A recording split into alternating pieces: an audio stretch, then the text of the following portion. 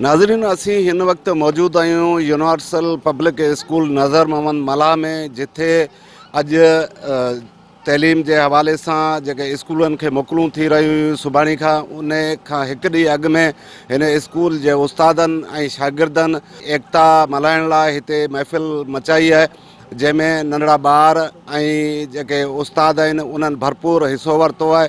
नंढड़नि ॿारनि ॾाढा ख़ूबसूरत टेबलोज़ पेश कया आहिनि ऐं उस्तादनि पंहिंजे सकावत सां मोहबत जे इज़हार तौरु ॻाल्हायो आहे।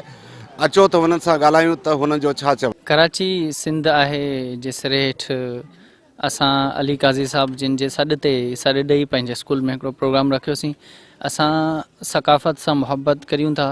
सिंध असांजी जिंद आहे, कराची सिंध आहे। ही जेको एकता जे हवाले सां जेको 6 दिसंबर ते प्रोग्राम करायो आहे, उन हवाले सां असां यूनिवर्सल पब्लिक स्कूल नज़र मोहम्मद मल्ला ऐं अब्दुल्ला चन्नर जे तरफ़ां जेको ही प्रोग्राम करायो, उन में अॼु जेके ॿारनि खे हिकु त जेको अॼु स्कूल गवर्नमेंट जे तरफ़ां SOP जे हवाले सां या जेके कोरोना जे हवाले सां स्कूल बंदि कया विया, ॿार परेशान हुया, पर आख़िरी ॾींहं ते जेको ही प्रोग्राम एकता जे हवाले सां असां कयो, उन में ॿारनि जूं जेके ख़ुशियूं हुयूं ॾिसण वटां हुयूं। असांजी हिते स्कूल आहे यूनिवर्सल पब्लिक स्कूल नज़र मोहम्मद मला, उन में प्रोग्राम थियो आहे।